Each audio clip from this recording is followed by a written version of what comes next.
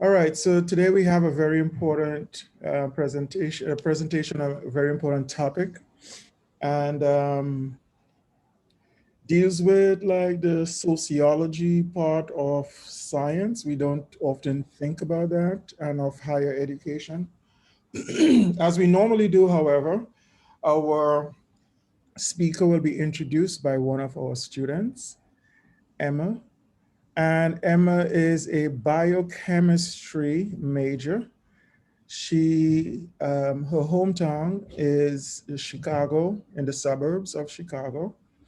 And she went to school at Hinsdale Adventist Academy. Her career plans is to be involved in environmental chemistry or oceanography in that general area. And one of the cool things about Emma that I didn't know about was playing the flute and the tuba. Pretty cool. Are you in Andrew's band or anything like that? Or this is Not this year. this? Oh, you were last year? Oh, okay. Very nice. Very nice. So Emma will go ahead and introduce our speaker, and we'll hear from our speaker right after she does. Okay. Paul Barber is a professor of ecology and evolutionary biology at UCLA. He earned a PhD in integrative biology from UC Berkeley and spent 3 years at Harvard as an NSF postdoctoral fellow. Paul integrates genetics, genomics, ecology, and oceanography to understand the evolution and conservation of marine biodiversity. He is committed to diversifying science and is the recipient of numerous awards, including the U.S. Presidential Early Career Award for Science and Engineering, the UCLA Distinguished Teaching Award, the UCLA Diversity, Equity, and Inclusion Award, and the SACNAS Distinguished Student Mentor Award. In 2017, he was named an HHMI professor. His current research focuses on the Coral Triangle in Indonesia and building a scientific capacity building there. Today, his talk focuses on addressing racism in higher education. Please give a virtual round of applause for Dr. Barber. Thank you so much for that lovely introduction, and thank you for the invitation to be here today. Desmond, the screen sharing is deactivated for me. Okay, let's get you back. There you go. Okay, so let me start this and adjust this accordingly. And let's go here. Let me get this set up where it needs to be so you can, wait, sorry. We got it. You see it very clearly. Okay. All right. So today I'll be talking to you about aspects of systemic racism in higher education. And as we discuss this topic, it's important to start with some terminology. And when we wrote this paper for Science, I didn't expect that one of the most controversial things in the paper would be the terminology we use. Some people say underrepresented minority, people of color, Black, Indigenous, and people of color. What I'm going to use today is URM, but in a different way, which is underrepresented minoritized students or faculty. Because if you look globally, Black and brown people are not minorities, they're the majority of the world population. And it's been a choice to minoritize these people. It's an active process. So when I'm talking about URM, I'm talking about Black, Latinx, Pacific Islander, Native Americans, Alaskan Natives. And the second thing that we need to talk about is that what I'm going to, this talk is not going to be comprehensive. We can't cover all of the issues regarding race in higher education in 40 minutes. I'm going to use a lot of exemplars. I will be highlighting particular universities. It's not to say that they're any different than any other universities. It's just the best, they're some of the clearest examples. And lastly, I'm going to focus heavily on STEM. And that's because I'm a marine scientist. That's the field I know best. So I would like to start with quiz. And the quiz relates to this building, the Leaning Tower of Pisa. So I guess we can do this in the chat. Why does the Leaning Tower of Pisa lean? Multiple choice. You won't be graded. So let's just pop those into the chat.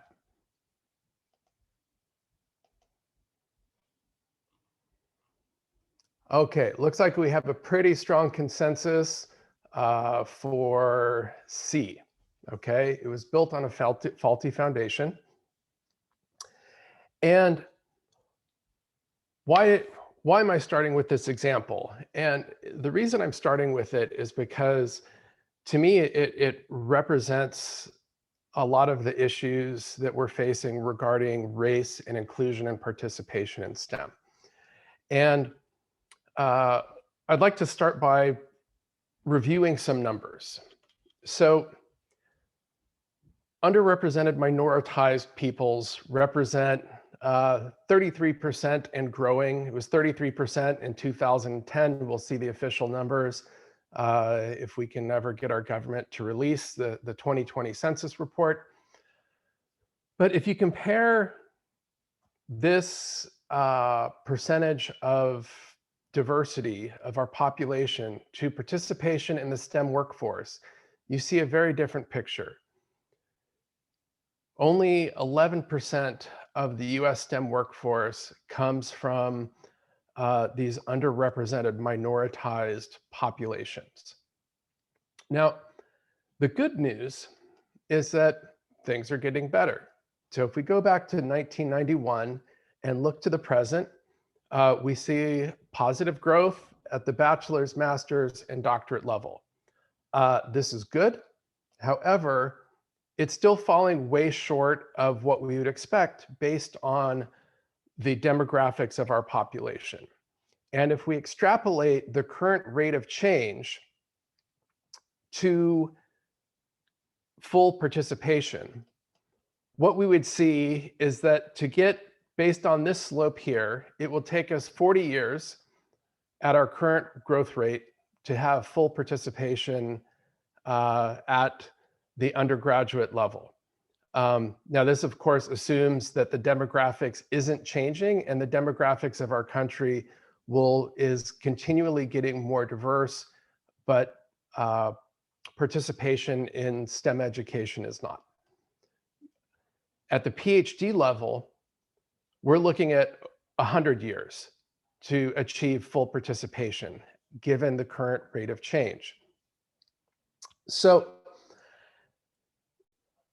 this just isn't a representation issue. This is actually a social justice issue. If you look at data from the Bureau of Labor and Statistics on where we are seeing the most growth in employment opportunities. So from 2005 to 2015, there was twice as much growth in STEM-related careers as there was in non-STEM related careers. Projected going forward, there's still going to be more growth in STEM-related careers than non-STEM related careers. So if these students aren't being trained, if they're not fully participating, they cannot participate in this growing STEM workforce, which puts them at a disadvantage in terms of employment. So why is there so little diversity in STEM? Well, one of the things you hear all the time is what's referred to as the pipeline problem. There are just not enough URM students interested in STEM. Now, there's a couple problems with this. The first thing is it's simply not true. So what we're looking at here is the percentage of students, URM, white, Asian, and all students from 1971 to 2010. And what you see is by the mid 2000s, there's no difference in the number of students entering universities interested in STEM. So URM students have the same interest in STEM as white and Asian students. The other issue with this statement is that by saying it's a pipeline problem, it makes it someone else's problem. But the issue is, like in higher education, we are the pipeline. It's like, yes, there are educational institutions that exist prior to entering colleges and universities. But if white, Asian, and URM students are entering in the university with the same interest in STEM, then we should see them succeeding at the same rates if we are doing our job, if we are not part of the problem. And the thing is there's poor persistence of STEM majors broadly, but it is particularly pronounced for Latino, Black, and Native American students relative to white and Asian students. And this is 4-year degree completion rates, typically less than 40% for white students, less than 33% and in the mid-20s for some URM students. Still a big disparity at the 5-year rate. And you might say, it's like, well, maybe it's just, underrepresented students just aren't doing well in general.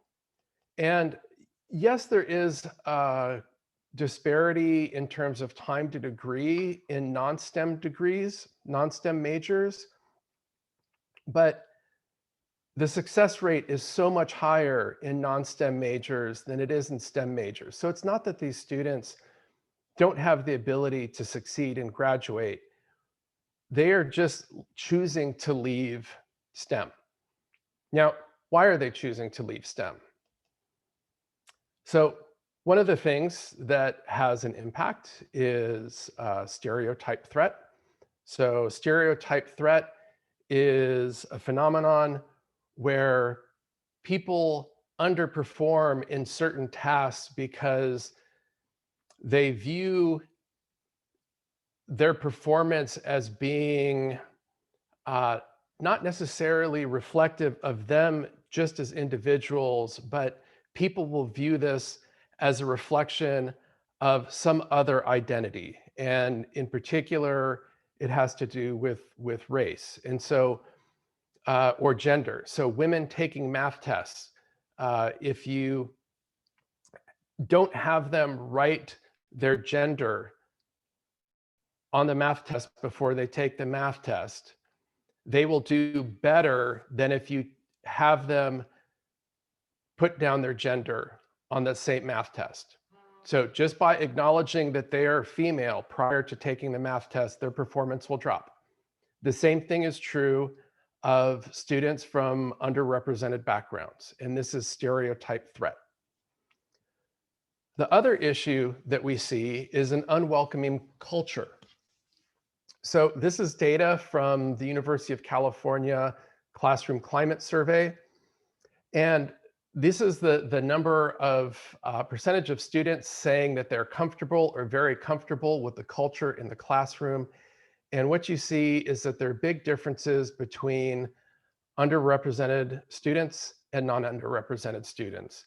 And so these students are facing a culture that is not very welcoming.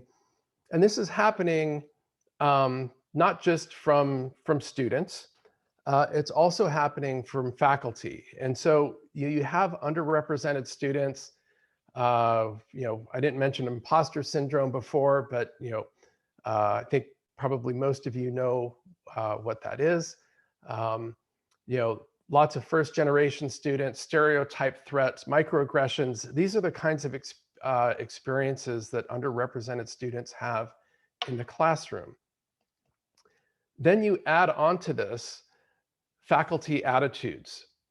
And one of the things that I hear a lot is that, I would love to help, but there's just nothing that I can do. Now, this refrain of nothing I can do comes from a number of places. The first is that a lot of faculty in higher education say that there's nothing they can do. These students went through a deficient K through 12 system. There's nothing I can do to overcome 13 years of insufficient academic preparation. They say that there's nothing they can do because they need to treat all students equally. And to treat students any different, regardless of acknowledging where they're coming from, how they're entering in their classroom, their background, their preparation, you have to treat them all equally, because if you don't treat them all equally, you're engaged in reverse discrimination is often what people talk about. And another thing that you start hearing in terms of this refrain of there's nothing I can do, and I found this particularly surprising. This was recently in the Chronicle of Higher Education, and it's an article about some students are smarter than others, and that's okay. Not all students have the talent to flourish in college. This is in the Chronicle of Higher Education. And the problem with all of these narratives about there's nothing I can do is that it's simply not true. So people have done research studies showing that you can train students to perform better on IQ tests. IQ tests are supposed to be these things that are an independent measure of intelligence, and yet you can teach people to take an IQ test and significantly boost their scores. Other research shows that faculty who have a fixed mindset that say, intelligence is innate, your preparation coming into college is the foundation that we have to build on. And if it's an insufficient foundation, there's nothing I can do. And in this study by Canning et al., they looked at the performance of 15,000 students in 150 different STEM classes. And what they showed is that in classes taught by faculty that thought ability was fixed, that it's an innate ability and that there's nothing that they can do, they had a very large performance gap between white and Asian students and URM students. In faculty's classes that they believe that ability is not fixed and that you can learn and you can grow and you can improve, not only did all groups do better, all students did better, but this disparity closed significantly. And so, just this notion that faculty bring into the classroom with them, that there's nothing that they can do, this fixed mindset, is automatically disadvantaging underrepresented students. The other thing is that there is a lot of stuff that we can do to promote equity. And this is a very common graphic that one will see now, where differentiating between equality and equity. Equality, you give everyone the same sized box to stand on, regardless of how tall they are. And this is something that those faculty that think doing something different for students based on their academic preparation coming in would be unfair. Everyone, all of their students need the same size box. Equity is giving people different sized boxes so that they all have the equal opportunity to watch the game. So there are ways that we can do this that are very effective and are actually not all that costly. For example, I run a program at UCLA called PEERS, the Program for Excellence in Education and Research in the Sciences. The goal of this program, it's the largest academic support program in the sciences at UCLA. The goals focus on improving academic success, increasing STEM persistence, reducing time to degree, and improving career trajectories for students from underrepresented and underserved backgrounds. Now, there are a variety of components of PEERS. We have seminars focused on academic survival skills and career development. We have dedicated academic counselors that take a holistic approach to counseling and advising our students. We have collaborative learning workshops that complement their introductory biology, math, chemistry, and physics courses. We have faculty come in and give research talks. And importantly, we have no remedial programming whatsoever. None at all. Our students, mostly female, about 80% from underrepresented backgrounds, between, depending on the year, 70 to 80% first generation students. Most of them attended the bottom 25% performing high schools in California. So these are students that are coming in academically underprepared. And PEERS isn't just an academic support program, it's a controlled research study. We look at the success of our students, we compare their success to a matched control group. We have a second high achieving control group of underrepresented students with the highest SAT scores. And we also compare their success to white and Asian students at UCLA. And if we look at the grade performance of peer students, our control and our high achieving control, what we see is that in the introductory chemistry courses, in the introductory math courses, peer students earn significantly higher grades in those courses. If you look at the persistence over time, this is percentage students on the y-axis here, what you see is that peer students have STEM persistence rates completing a STEM degree that's significantly higher than the matched control. It's significantly higher than other underrepresented STEM students at UCLA, and it's even higher than white and Asian students. And so these are students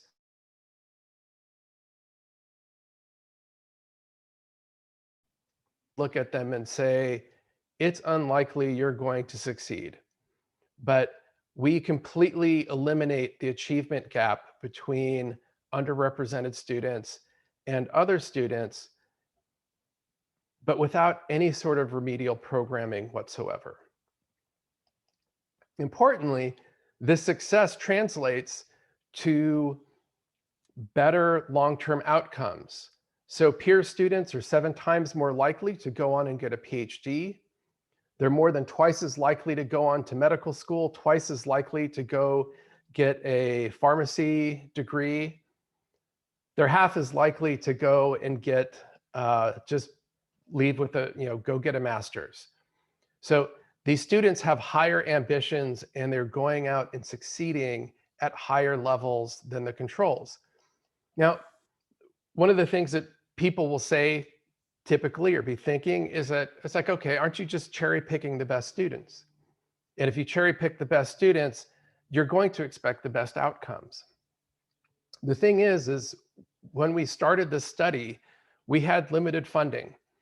And so we selected students that we believed needed the help the most.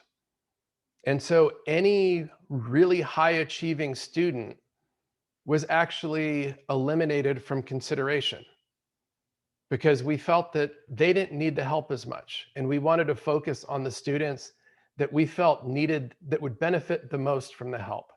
And so not only were we not cherry picking, we're leaving all the cherries on the tree.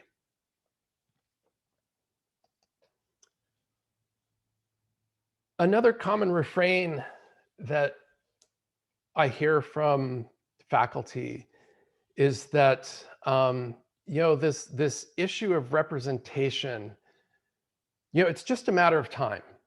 It's like things are different now than they used to be. If we give it enough time, things will change.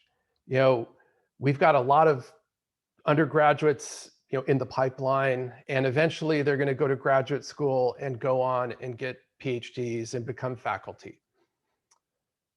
Again, the problem with this is that's not what the data supports. This is data from the National Science Foundation. And what we're looking at is the percentage of URM individuals in different groups. The blue here is US demographics. We can see that the US is getting much more diverse. We can see here at the STEM PhD level, it's lower than what we would expect, but it is largely tracking this increase in US demographics. We still have a big disparity to bridge, but it's at least increasing. If you compare that, though, to postdoctoral scholars and STEM faculty, what you see is that while there are more and more underrepresented students getting PhDs, and that rate is accelerating since 1990, this has been accelerating, that does not lead to the same rate of change in postdocs and faculty. And so this is a 30-year history of a growing disparity. And so you start to have to ask yourself, it's like, why is this happening?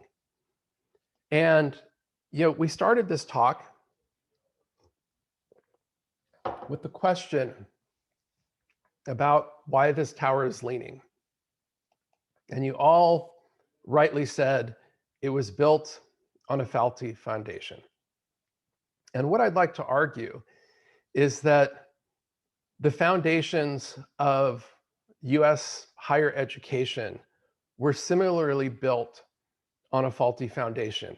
And it's the consequences of those foundations that we are seeing reverberate through higher education today. So here's where I start using certain institutions as exemplars, including one that I attended as a postdoc. Harvard University was founded in 1636. It was the very first university established in the United States. It took 234 years for the first Black student to graduate from Harvard, Richard Theodore Greener. It took 321 years for the first woman to graduate, Emily Gage. If we look at the first person to earn a PhD at a university in the US, this was Dr. Alexander Boucher, earned his PhD in physics at Yale in 1874. For those of you who are wondering, that is 173 years after the founding of Yale University. It took until 1912 for the second Black person to earn a PhD at a US university, at Harvard. This is almost 300 years after the founding of the institution. 1921, Dr. Georgiana Rose Simpson became the first Black woman to earn a PhD at a US university. Now, why is this happening? Well, first thing we have to think about is that, the US university system, Harvard and Yale, all those, initial universities were built on a British model. Places like Oxford, founded in 1096, took almost 800 years for the first Black person to graduate from Oxford. The first female, 1935. I couldn't even find information on the first Black PhD or the first Black faculty member. But the point is that US higher education was built on a foundation of exclusion. That is its foundation. And there are going to be people who say, you know what, this is ancient history. You're talking about like 1636 and 1096. This was like, almost 1,000 years ago, you're talking about this. This isn't what we're dealing with today. Dr. Geoffrey Wisenton was the first Black person to earn a PhD at the University of Alabama, 1968, the year that I was born. This was in my lifetime. I earned my PhD with this man here, Dr. Tyrone Hayes, the first Black tenured faculty member in life sciences at UC Berkeley. That was in 2000.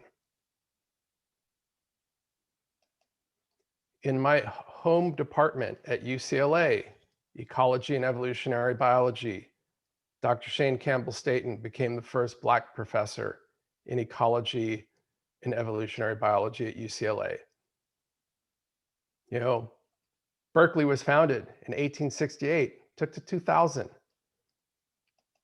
We just celebrated our centennial, took 100 years. So this isn't ancient history. This is current events. And it all comes down to these foundations. And these current events extend to just last year when Oxford appointed its first Black woman as dean. Took him almost 1,000 years.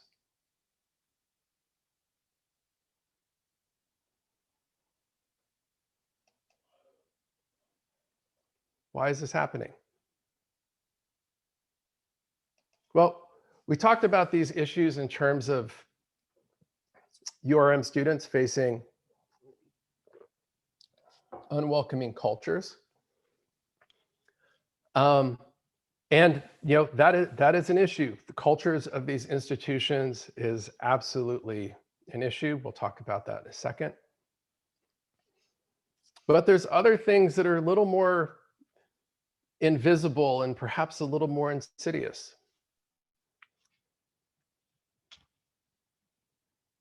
Anyone at Andrews University grade on a curve? Any student have a class graded on a curve? You can just put it in the chat, yes or no.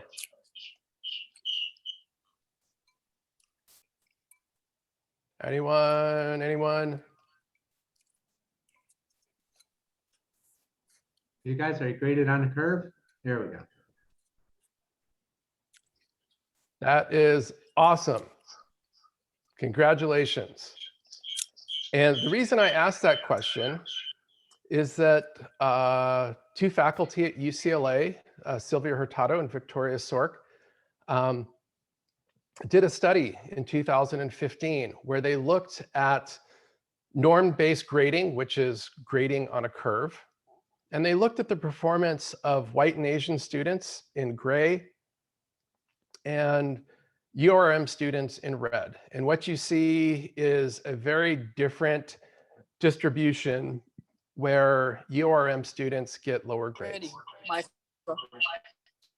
If you, and you know, 40% of UCLA STEM courses are graded on a curve. And if you ask the faculty why, it's to benefit the students. Not benefiting all students, it's benefiting some students. But if you compare grading on a curve to just criterion-based grading, you know, grading on a straight scale, what you see is that the distributions are very similar. And so the way we grade a course can systematically disadvantage students from underrepresented backgrounds. The other thing is that there are a lot of STEM faculty that believe that they are gatekeepers. And they teach in a way that is not particularly inclusive.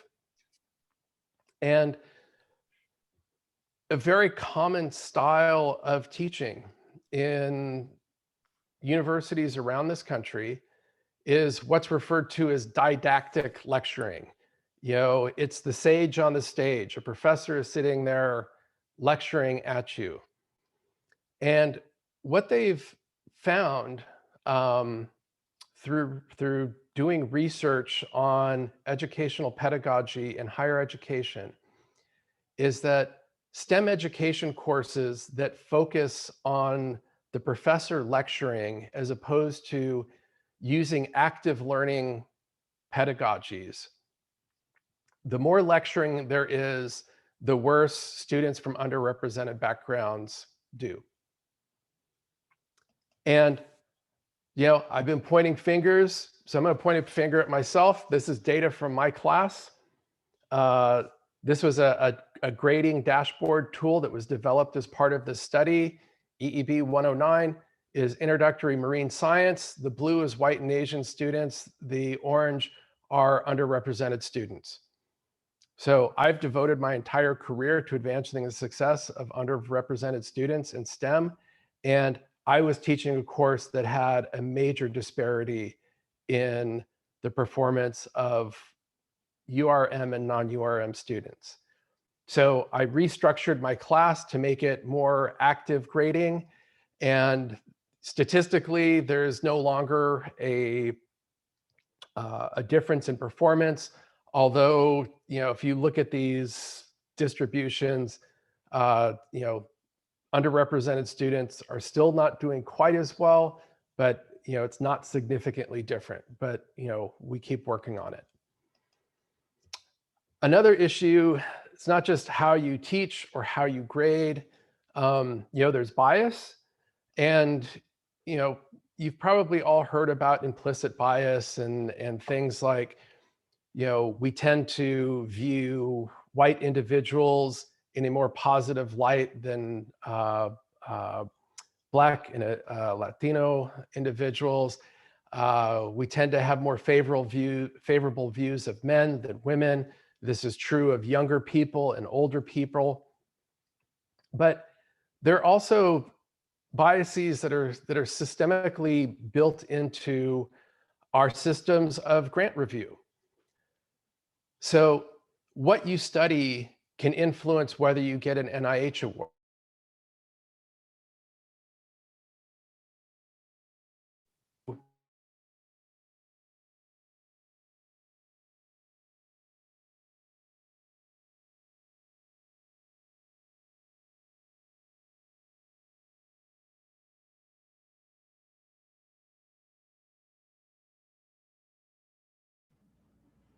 Paul, we've lost your sound.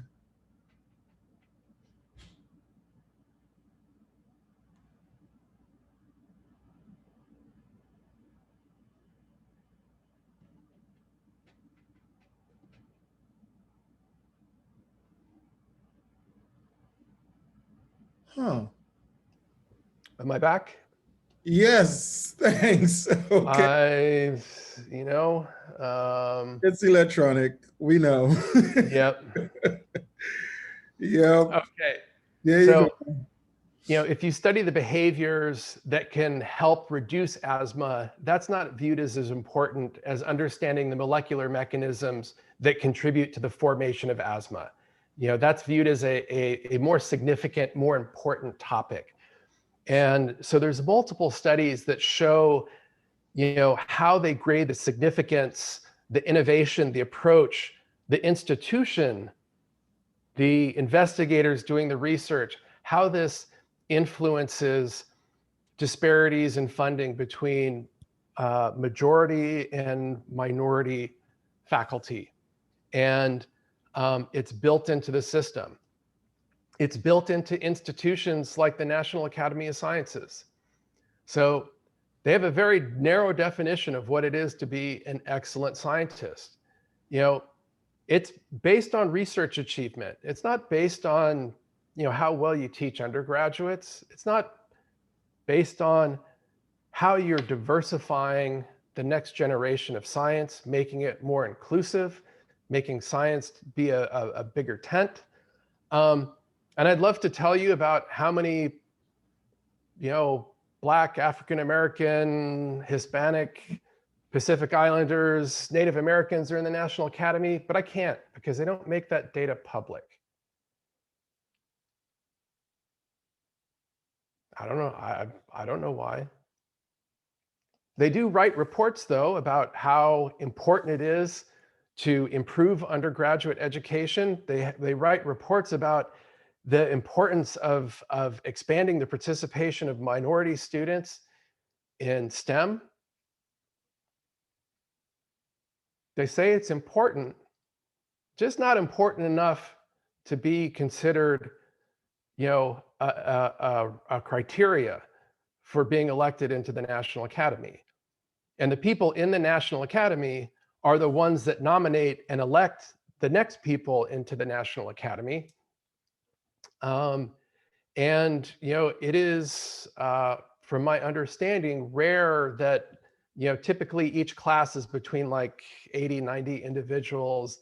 And it's common to just have one African-American, Black scientist elected in any given year. So, they could change the criteria. They have the ability to do that. But, it's a choice. It's part of the culture. Another area of culture is what we often refer to as sort of the three legs of the stool of academia, and it's research, it's teaching, it's service. And at most universities, they will tell you that these are all equally important. But if you survey faculty, and faculty are the one that evaluate and vote on tenure, they will tell you a different story, that it's research that's most important, followed by teaching, and service doesn't really matter all that much. And they've done work about bias in service works. So women and minorities do a disproportionate amount of service work in their departments.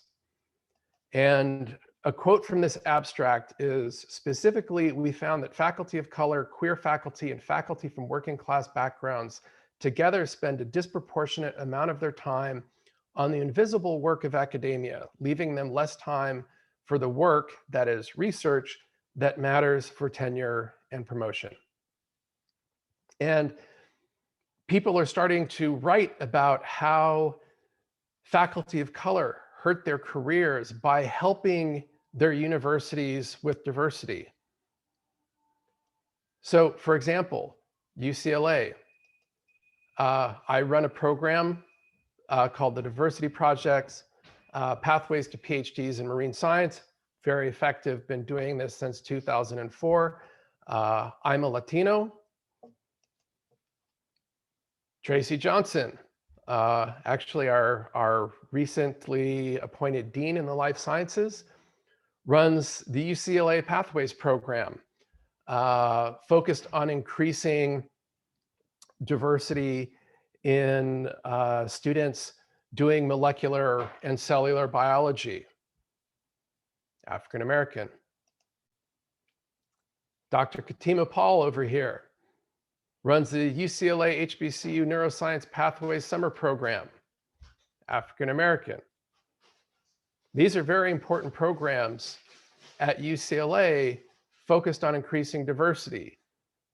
They're all run by faculty of color.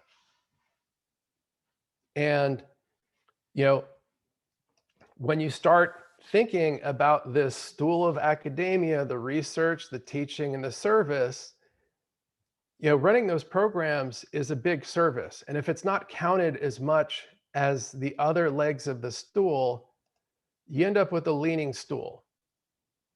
And you know, I'm trying to make a case here that, you know, our culture matters and our priorities matter. And I'm giving you a lot of examples from places like Harvard and Oxford and UCLA and whatnot. But I'd like to give you some different examples. Here's a list of the top 10 universities whose undergraduate alumni go on and get PhDs, specifically Black undergraduate alumni. So every single one of these top 10 Black PhD producing undergraduate institutions is an HBCU, a historically Black college and university, that have distinctly different cultures than other universities in the US. And so I think, you know, if we want to approach these gates, and if we want to, you know, look at why these gates are closed to so many, and if we want to open up these gates to more people, we really need to start thinking about our culture in higher education. We need to think about how we teach our students. We need to think about how we value the work that our faculty do. And until we do that, these gates are going to remain closed. And so I think we need to really be intentional about acknowledging these barriers so that we can figure out how to overcome them. Thank you. Very good. That was an awesome lecture. Very, very good. I'm inviting everyone to start writing in your questions, or if you want to unmute your mic and ask your questions. But yeah, we want to get questions coming in either in the chat or by unmuting your mic. To begin with, yeah, this was a very awesome seminar. Thank you very, very much for bringing to us this very important, timely topic. Lots of different adjectives could be actually used for this, especially when you put it in the broader context of what's going on right now in our society. So Larry Feldman, okay, that was just a comment. Okay, it wasn't a question. I do have questions. Okay, Joshua Park, you want to unmute one of our students? Joshua? Sure. Thank you for that lecture, Dr. Barber. I was wondering what, it seemed like a lot of your points, and rightfully so, is kind of addressed towards institutions as a whole. But what do you think is a student's role in all this, kind of, to be able to change a culture to enable more diversity or opportunity? Yeah, so I mean, it's a great question. You know, thanks Thanks for asking it. I think everyone has a role to play. Certainly students are not necessarily, empowered to change how the tenure system works in higher education. But I can tell you a story of a student who was in my program peers. She was taking, as a senior, she was taking my marine science course. She was not doing well because I knew her. I had her come to my office and just said, hey, like, what's going on? And, started asking her about how she was studying, because in peers, we really emphasize like collaborating and having study groups and, working on developing questions and quizzing each other and really being an engaged and active learner. And I said, like, do you have a study group? Are you working with people? And she's like, no. I was like, come on, you know better than that. It's like, we've talked about this. And she broke down crying, and she's like, I can't do it anymore. She's like, the number of times I've tried to join study groups on this campus, and people look at me as an African-American student, and they look at me and they're like, no, we already have enough students in our group. And so this is like implicit bias, half of the students that, they look at her, as a Black woman, and, they don't look at her as someone who's going to elevate their group, and they want people that is going to elevate their group. And so I think, that classroom culture, when I talked about that slide earlier, only part of that comes from the faculty. A lot of the classroom culture is dictated by the students. And so I think one thing that, students can do is realize that there are a lot of students out there that are marginalized. Women in physics classes and calculus classes are marginalized. URM students are marginalized in STEM courses. Students with disabilities are marginalized. There's a lot of marginalized people out there.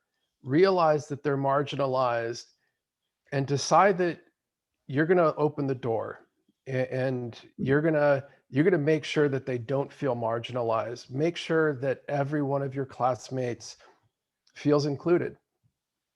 And, I think that's like one of the biggest things that I think students can do. You can really transform the culture of a classroom. Mhm. And that would be incredibly powerful. Yep, yep. Thank you. Jem, you have a question. You could unmute as well. All right, yeah, sorry, I showed up kind of late to the meeting, but I don't know if you addressed this. I want to know, like, I think disabled students can be considered like a minority, right? So do you know of any programs, or are you involved in assisting disabled students with getting into STEM programs? Because from what I understand, like, there's a difficulty for them to get into like postdoctorate stuff because of, I don't know, there's biases and stuff. It is really difficult for disabled students. I was wondering if you know anything about them. Yeah, so that has not been a big focus of my work in particular, and it's not because I don't recognize the importance, but there's only so much that I can individually do. Yeah, I was just wondering if you knew of anything about that. It is something that is becoming a greater point of emphasis, and not just on, obvious disabilities, but also, across I'm trying to remember the precise terminology that they use for neurodiverse students, students on the spectrum. I do know that there are, I have a colleague at Auburn University that runs a very successful program for autistic students.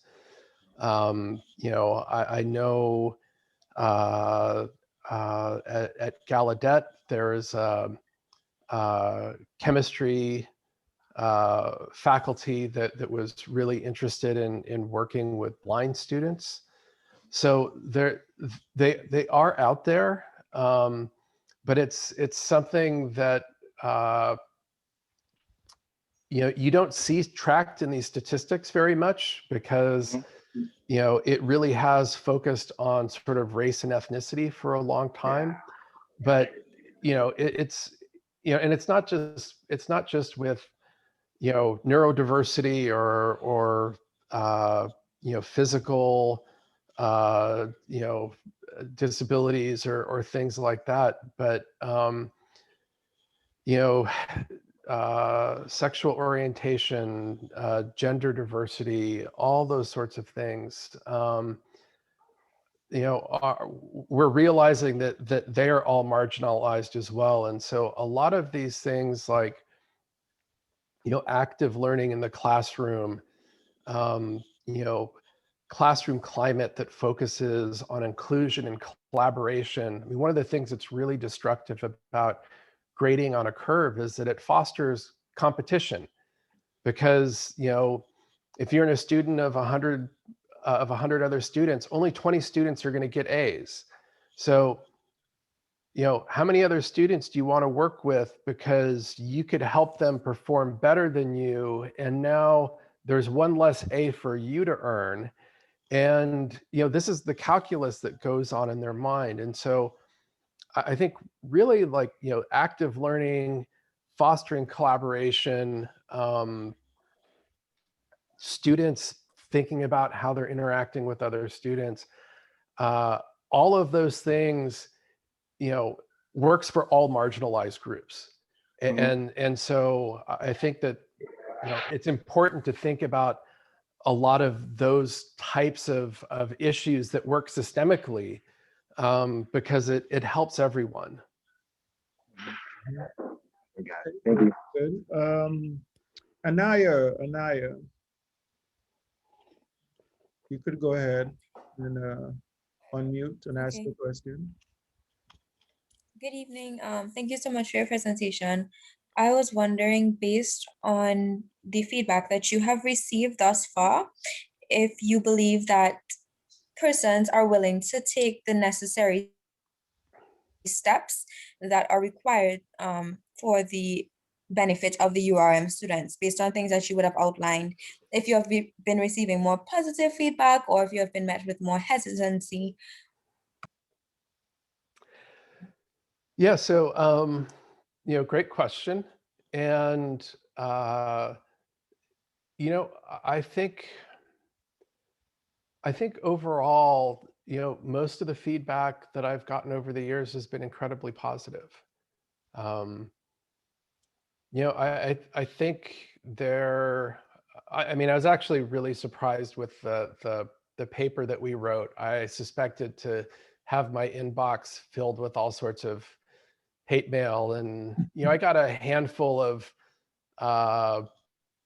sort of crazy comments, but only one of which actually came from a university faculty, only one of which came from another scientist. And all the other ones were sort of these fringe right-wing groups that my message did not resonate. Our message, that of me and my co-authors, did not resonate with them. But overall, my experience at UCLA is certainly that most faculty are very supportive of this. I think a challenge is that a lot of them don't necessarily know what to do. I think that there's a lot of well-meaning people that are either held back because they feel like they can't do anything because it's unfair to do anything different for a student that comes in, a little less prepared. But you don't have to be given handouts to students. You can just create a culture in your classroom where, those other students, they'll lift each other up, if you provide an environment where that can happen. And, I think that, the more that faculty learn about what they can do, the more faculty are willing to engage. And the more faculty are willing to engage, the more they understand the work that other people are doing, and the more that elevates those faculty. So, I talked about how, that stool of academia, the research, teaching, and service, and how service really gets short shrift and causes everything to lean. I've actually been really impressed with how UCLA has recognized my achievements and the work that I do. And, I have gotten, several promotions at UCLA that, directly relate to my teaching and my work on making science more inclusive. So, I think while that is not universally true in academia, in fact, I would say it's not necessarily universally true within UCLA, because if I was in a different department, I know of departments where I would not have been promoted because of the work that I'm doing. But, in my department, in my division, people value it. And the university values it as well. Could they value it more? Absolutely. If they valued it more, would more people invest their time differently? I think they would. But it's a process. And, to me, the fact that a journal like Science would even print like that, 2 years ago, or, even a year ago, like that article would never have gotten published in Science. I think that this reckoning that's going on in our country, this very painful process that is not going fast enough, and hopefully the momentum continues. But it's reverberating through science as well, and through higher education. And I think that people realize now that it's not enough. If you're not being part of the solution, then you are part of the problem, whether you think you are or not. And so it really takes more people taking a much more active role in thinking about the culture of their institutions, the culture of the classroom, the manner in which they teach, how they grade, and being a lot more intentional, because without that intention, the change that needs to happen is not going to happen fast enough. The arc of history bends towards justice. And so it's not that the change isn't going to happen, the change will happen. But what we want is that, the radius of that arc, we want it to be as small as possible, so that we can just go, bam, there we're there. But, wishful thinking, but I think that radius is getting shorter as time progresses. So I'm very hopeful. Mhm. Okay. I have a comment and a question, maybe two comments. So with your terminology of URM, another terminology, I've given some thought to this because, yeah, I'm not really cool and down with being called a minority. Yeah. Yeah, it just doesn't fit. So anyway, one of the suggestions I've come up with, and I've written about it in a book that we call The Promise and Power of Early Research, is the acronym HUGS, H-U-G-S, for historically underrepresented groups. Because I think within that acronym is a more accurate sociological sort of description, historical description of what really went down, what is going down. So I usually prefer to use that term, historically underrepresented groups, and it turns out to be HUGs, which is pretty cool too. Yeah, there's I've done some work with a former retired faculty member named Barber Love. She's come to UCLA to do some workshops for us, and she likes to refer to people of color as people of the global majority.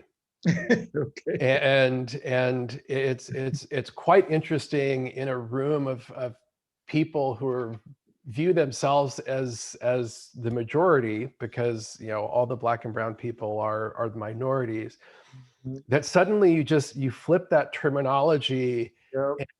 And it's just like all of a sudden it kind of hits them. It's just like wait a second, like they're actively being minoritized. Yes. And it's a very impactful Right. thing to do. So yeah, I like the HUGS thing. Okay. So the other comment was about actually your title, because you were talking about in the second part of it, indifference to inclusion. And even based on what you went on to show with all the historical data, I think you were being diplomatic, let's put it that way, of saying indifference. Yeah. The historical stuff was not indifference. It's more than indifference. Yes, no, it was built on a foundation of exclusion. Yes. Like absolutely 100%. Yep. But I think I think where the indifference comes in is that, all of these faculty that say that there's nothing I can do. And it's just like, that's just not true. It's just not true. It's like you can invest that extra time. You can restructure your class in ways that are more effective. We have scientists at UCLA who've seen the data on grading on a curve, and they're like, no, I grade on a curve to benefit my students. And it's just like, you're a scientist, here's the data. It's like grading on a curve significantly disadvantages HUGs. Yes. And it's like, you're the scientist, here's the data. And yet when they're confronted with the data that doesn't fit their worldview, they're just like, no, that just can't be true. There's something wrong with it. It's like, the only thing wrong with it is the fact that you're not paying attention to it. Mm-hmm. And, and again, this notion of like, I have to treat every student equally. And it's just like, well, yeah, no, you have to grade fairly. You can't give someone 50 extra credit points for being Black. That would not be appropriate. That's right. And the Black student would feel tokenized and marginalized just by that very act. So that act would actually be harmful. Mm-hmm. But you can do things that make a difference. Right. And it's just it's this unwillingness to believe often that there's a problem. Mm-hmm. And that these are all historical problems.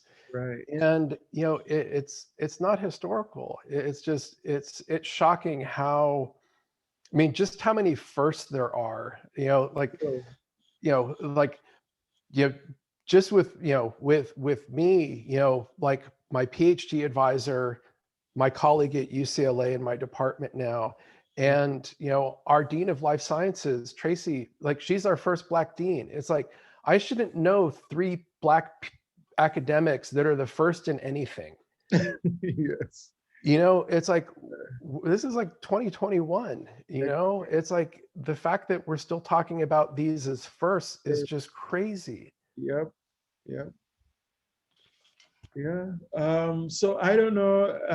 Everybody can ask questions. I know we've blown through our normal time. The video, the entire presentation will be on YouTube, so I could send that out to everyone.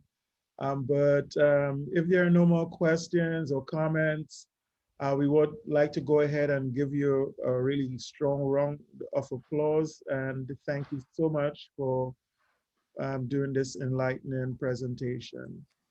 Well, thanks for having me. You're welcome. You're welcome. They're my friends, Larry and Sandy. There they go. All right. We'll chat. We'll chat. Thanks again. All right. Stay Okay. safe. You too. You too.